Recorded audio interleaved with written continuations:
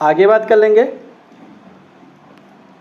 किसी वस्तु के गर्म सिरे से ठंडे सिरे तक ऊष्मा के स्थानांतरण की प्रक्रिया को क्या कहते हैं? फिल इन द ब्लैंक में दिया हुआ, तो इसको क्या करते हैं? ऑप्शन नंबर ए दिया समान दिया, बी दिया ऊष्मा का संचरण, सी दिया इंसुलेशन, डी दिया प्रवाहकत्व।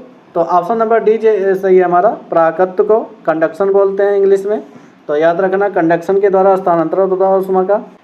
इसकी व्याख्या में देखते हैं, किसी वस्तु के गर्म सिरे से ठंडे सिरे तक ऊष्मा के स्थानांतरण प्रक्रिया को कंडक्शन बोलते हैं या कहते हैं। कंडक्शन द्वारा ऊष्मा का संचरण ठोस, द्रव और गैस। वही बात कर लेंगे प्लाज्मा, सभी प्रस्तावों में इसका संचरण होता है, तो याद रखना ये सब। ये साइंस से पूछा गया क्वेश्चन था। अगले क्वेश्चन की बात करेंगे, भारत में ब्रिटिश द्वारा रेल बजट को आम बजट से किस वर्ष में अलग किया गया था? तो याद रखना ऑप्शन नंबर ए दिया 1931, बी दिया 1857, सी दिया 1924, डी दिया 1947। अब हम बात कर लेंगे 1931 को क्या होता? गांधी इरविन समझौता हुआ था। 1924 को बात करेंगे तो आम बजट को रेल बजट से अलग कर दिया गया था। तो याद रखना 1857 की क्रांति हुई थी 1857 में। आगे बात करेंगे इसकी व्याख्या में, भारत में ब्रिटिश सरकार द्वारा 1924 में रेल बजट को आम बजट से अलग कर दिया गया था।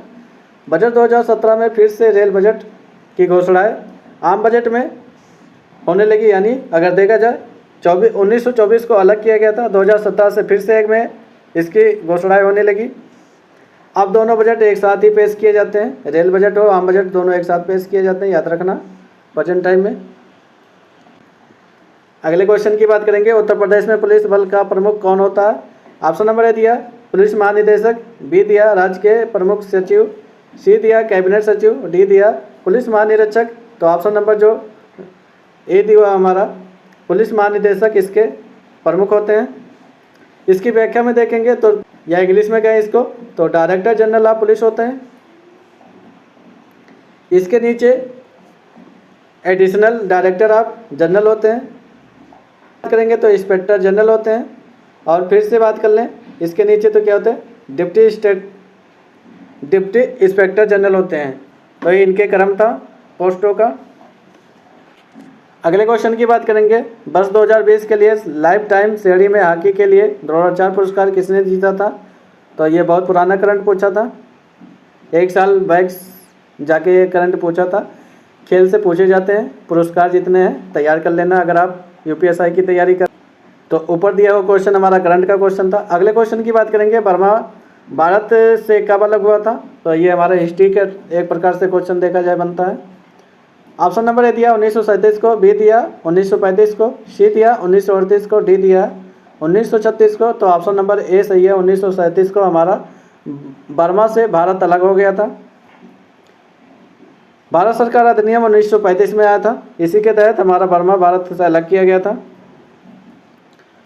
1937 में बर्मा म्यांमार जिसे हम आज कहते हैं भारत से अलग कर दिया गया था। उल्लेखनीय है कि म्यांमार भारत और चीन के मध्य स्थित एक बफर स्टेट है। पटकोई पर्वत श्रेणी की बात करेंगे तो यहीं पर स्थित है। बंगाल की खाड़ी बात करेंगे तो दोनों के मध्य में स्थित है, जो कि भारत और म्यांमार को अलग करता है। म्यांमार को बात करेंगे तो ब्रह्मा अथवा पगोड़ा का देश भी कहा जाता है, याद रखना।